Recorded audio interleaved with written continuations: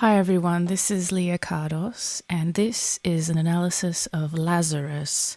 And this analysis has been pulled from my book, Blackstar Theory, The Last Works of David Bowie, which is out now. Ain't that just like me?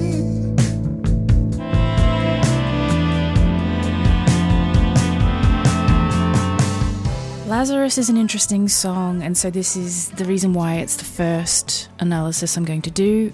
By the way, I am going to do all of the analyses from my book eventually, so watch this space. But Lazarus exists in a number of forms, in a few different places. It appears as Song 1 in the Lazarus musical from 2015. It's also track 2, sung by Michael C. Hall and Company from the Lazarus original cast recording in 2016. And on that same release, track 20 is Lazarus sung by David Bowie, the same version that appears on Blackstar the album as track 3. And that same version also appears on the No Plan EP, track 1 from 2016. The Lazarus OST version has a tempo of 63 BPM, and Bowie's version from his album and all the other places is slightly quicker at 65. The tonality is A minor, and the song form is AABA, or ballad form, the A sections being verses, the B section being the bridge. There is no chorus. Lazarus is the first musical number of the show. It starts just after Michael's visit and his context-establishing conversation with Newton.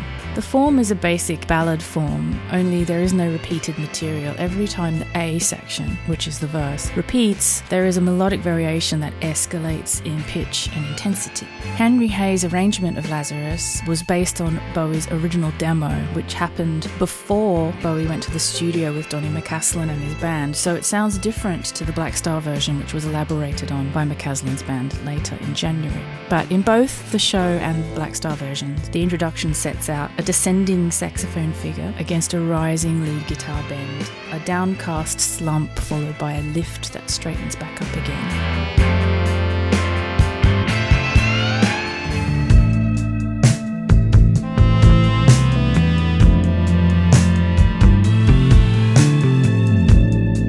Henry Hayes' arrangement leads with bluesy Wurlitzer keys in front of a solid, loud rhythm section. Michael C. Hall's vocal is supported at times by backing vocals from the chorus of Teenage Girls. Then I used up all my money. I was looking for your ass. Bowie's Blackstar version, the same one that appears on No Plan and at the end of the Lazarus OST, is nearly 3 minutes longer than the show version, with an extra extended 30 seconds of intro and an extra 2 minutes and 10 seconds added to the end with a saxophone solo by McCaslin and an outro that reprises the opening textures. An improvised picked bass solo by Tim LaFave shifts in restless eighth notes, and that was apparently inspired by The Cure.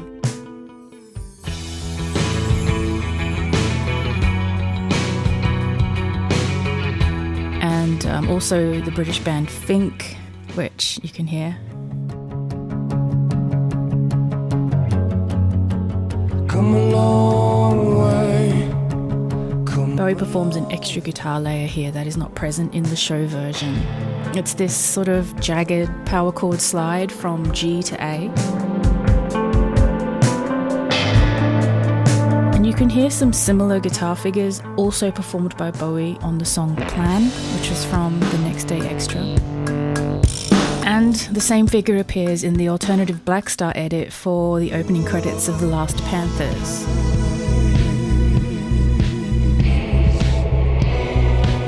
Nicholas Pegg pointed out that the Lazarus guitar overdubs were performed on the very Fender Stratocaster that Mark Bolan gave to him after the taping of their appearance together on The Mark Show on the 7th of September 1977. Bolan died in a car accident only 9 days later, which adds a little bit of spooky resonance considering that Lazarus was Bowie's last single.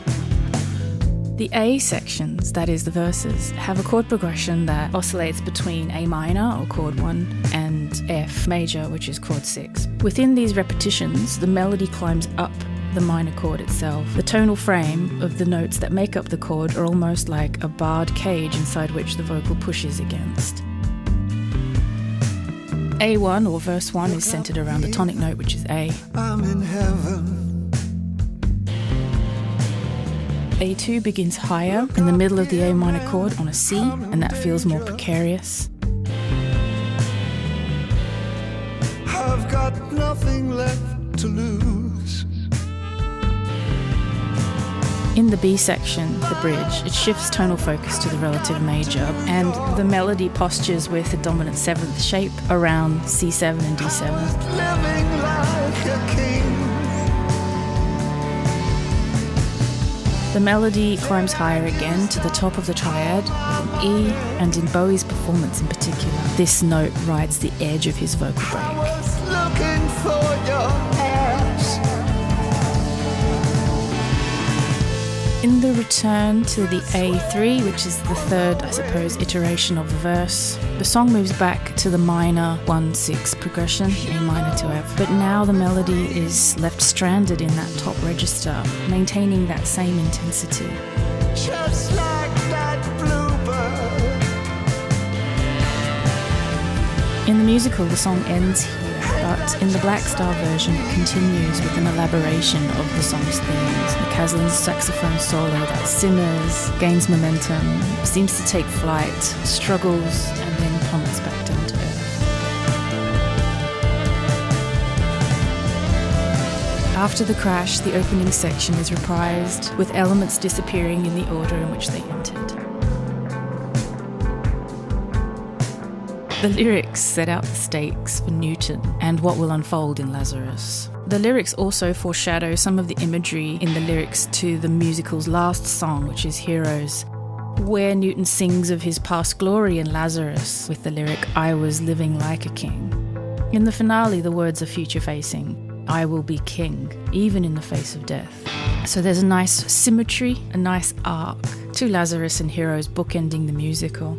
The reference in the lyrics to scars and unstealable drama in the first verse could be read as a nod to Sylvia Plath's Lady Lazarus, a poem where the concept of personal suffering is presented as theatre. There is a play on the word high. A man up there at risk of falling to earth from a great height could be suicidal, about to jump, or someone who's dropped his phone over the edge by accident. He couldn't call for help if he tried. He's completely on his own. He could be high on drugs or meds, his brain whirling, stranded in his altered state, connecting back to Bowie's own substance abuse crisis in 1975, the same era when Bowie physically embodied the character of Newton on film. Connecting back to the Bowie of 2015 is the song setting high up in a New York penthouse, because he lived in a New York penthouse, a rooftop apartment in downtown Soho, only 4 blocks away from the New York Theatre Workshop.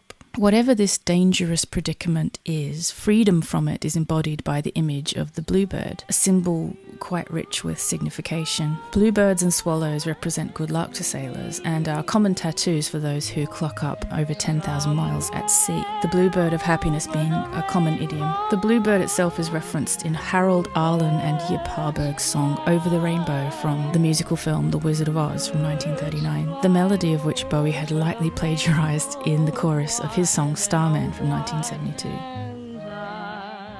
There's a starman waiting in the sky.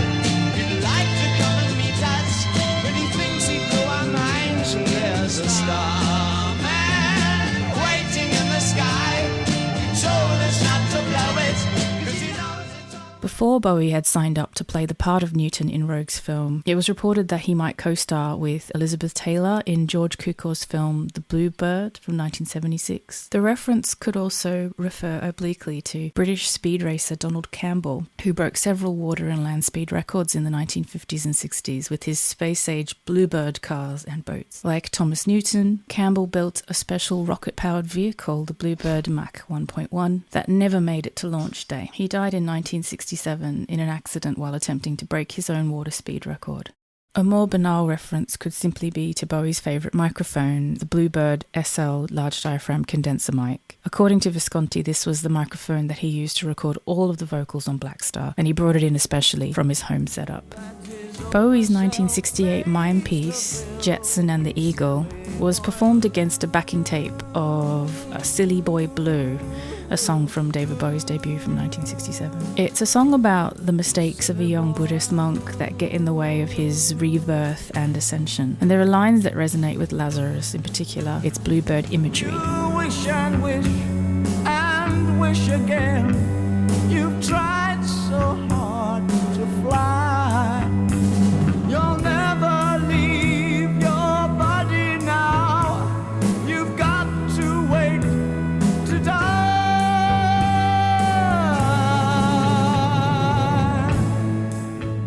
It was also one of the songs that Bowie had revived in his Toy project from 2000, which was recently released. And he also performed it live in 2001 at the Tibet House benefit concert at Carnegie Hall.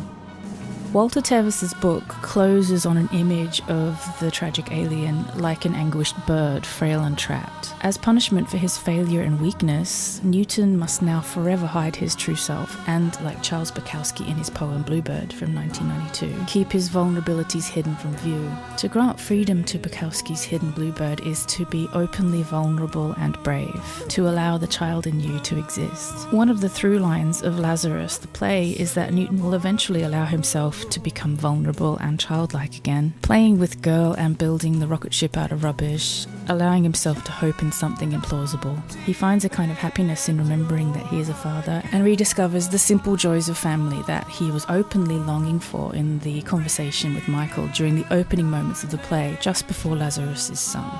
On stage during Lazarus, Newton at one point presses his body against one of the glass windows. His fingers leave greasy smudges that remain visible for the rest of the play, a reminder that Newton remains a trapped creature in this place. Henry Hay revealed that an early title for this composition was The Hunger, and this is most likely a reference to the 1983 Tony Scott film that Bowie starred in alongside Susan Sarandon and Catherine Deneuve, adapted from the 1981 Whitley Strieber novel of the same name. In The Hunger, Bowie plays John Blaylock, a human-turned-vampire companion to an ancient, more powerful vampire named Miriam, played by Deneuve. While her blood grants John a kind of immortality, he is fated to eventually rapidly age, his body becoming a desiccated corpse while he yet remains conscious. Miriam can't bear to put her lovers out of their deathless misery, so she stashes them in steel coffins in the attic of her New York apartment. John is kept there alongside all of Miriam's former paramours from throughout time, trapped and moaning in their eternal suffering. Just like John, Newton is in danger of being stuck in an existence that is no better than an eternal living day. What both characters crave is a peaceful end, a way out of their cages. The official music video for Lazarus uses a shorter edit of Bowie's version of the song. It basically cuts out some of the best bits of the saxophone solo, which I find personally a little bit annoying. It was shot in November 2015, directed by Johan Renck, who also helmed the video for Blackstar, which was the first single from the album Blackstar, which was shot a few months earlier. Lazarus was Blackstar's second single released ahead of the album. The audio coming out on the 17th of December 2015, but the video emerged later on the 7th of January 2016, which was 3 days before Bowie died. In an interview filmed for Francis Whateley's BBC documentary David Bowie The Last 5 Years from 2017, Renck revealed that while he knew Bowie was unwell, during the filming of Lazarus, he was unaware that Bowie had just been informed that his condition was terminal. I found out later that the week we were shooting is when he found out that it's over, we'll end treatments or in whatever capacity that means, that his illness has won.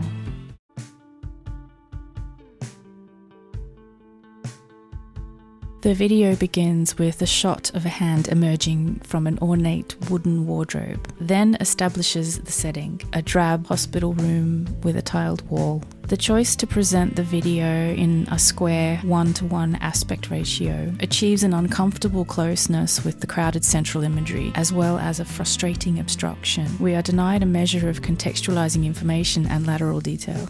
Bowie is shown lying in a solitary sickbed. His eyes are bandaged, and it is clear from his gestures that he is anxious, gripping the blanket tightly to his chest. The costume Bowie wears is a reprisal of the Button Eyes character from the Blackstar video, now reclining in his hospital cot in this cold, desaturated, medicalized setting, button eyes as bandages take on a new, disturbing association, something like the treatment of wounds, echoes of the staged mutilations and blindings of Austrian performance artist Rudolf Schwarzkogler's third action photographs.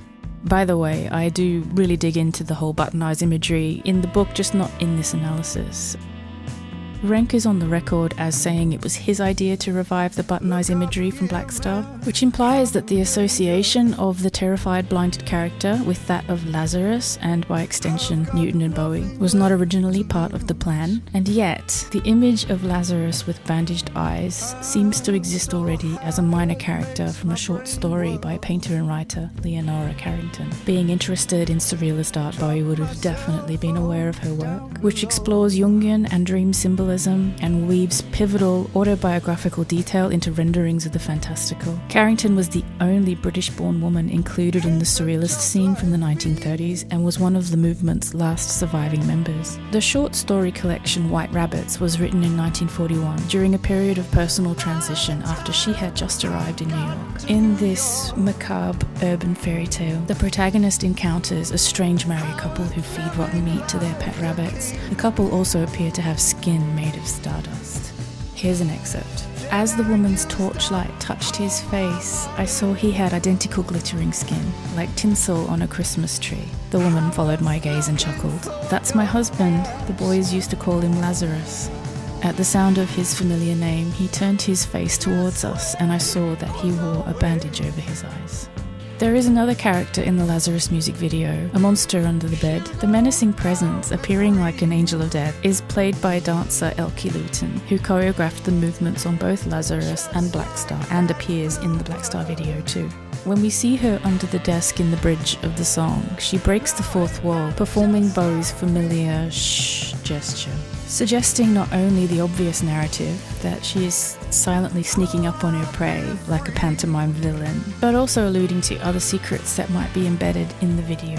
She points and gestures with tensed fingers towards the figure, threatening to pull him down below. Seemingly in response, he begins to rise, helplessly levitating from the bed. At the peak melodic point when he sings This Way or No Way, his arms are outstretched as if he is pinned down in the air by an unseen force. The gesture echoes Chris Burden's crucifix pose as seen in his piece Transfixed from 1974, which is a photograph of the performance artist nailed to a Volkswagen car, a performance art piece that Bowie references in the lyric to Joe the Lion from the Heroes album. The movement could also be an echo of the flying eagle pose, a movement that Bowie repeated at various points in his career, originating from his mime Jetson and the Eagle. In the bridge of the song, another Bowie character appears, now without bandages, and he stood in front of the wardrobe.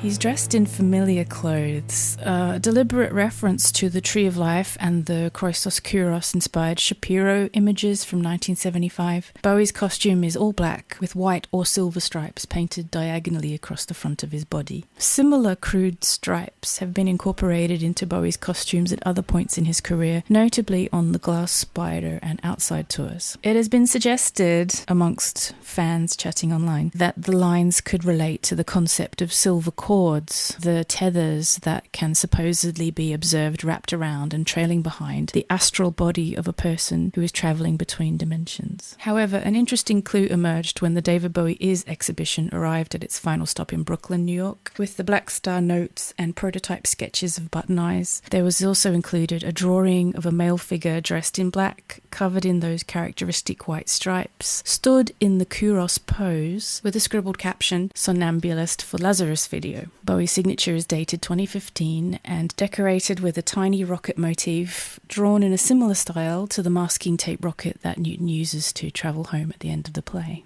The identification of the mysterious striped Bowie costume as the sleepwalker connects the image to the character of Cesare, the somnambulist, played by Conrad Veidt from the German expressionist silent horror film The Cabinet of Dr Caligari from 1920. That movie was a favourite of Bowie's and an identifiable visual reference in his work elsewhere.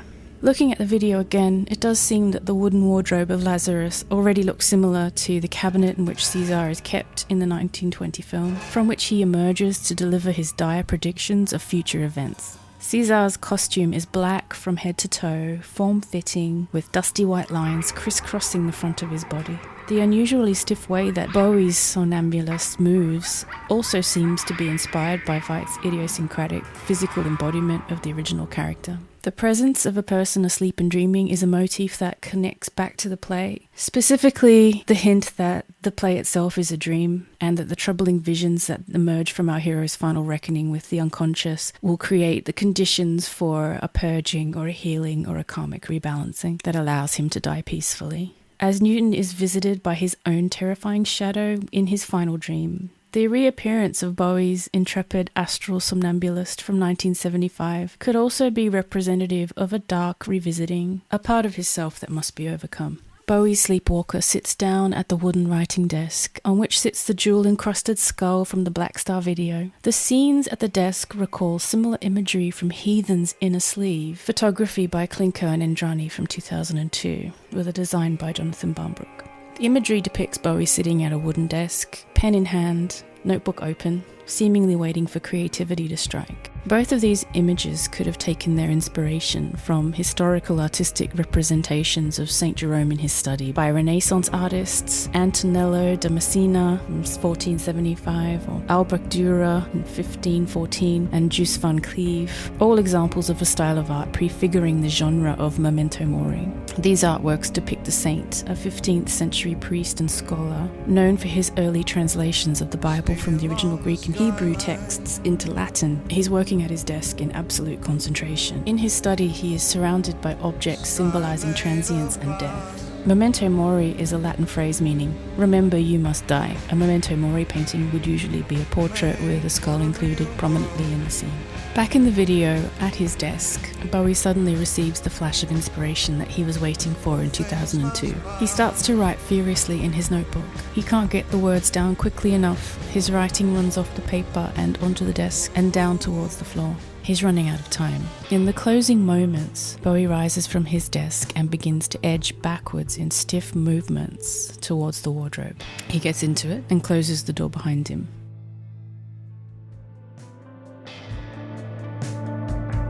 Lazarus is a pin that holds Newton and Bowie together as a single entity, and the video draws attention to the last time their identities converged in 1975 during the filming of The Man Who Fell to Earth. Lyrically steeped in Bowie myth and explicitly part of the play's fictional narrative world, this song is a way for both Newton and Bowie to charge a ticket price for the viewing of their scars, while holding definitive meanings ambiguously out of reach. The music and the story actively invite the audience to conflate this version of Newton with Bowie himself. It dares us to wonder if the piece could work as well without the artist's death to provide both the compelling critical context and the final theatrical flourish.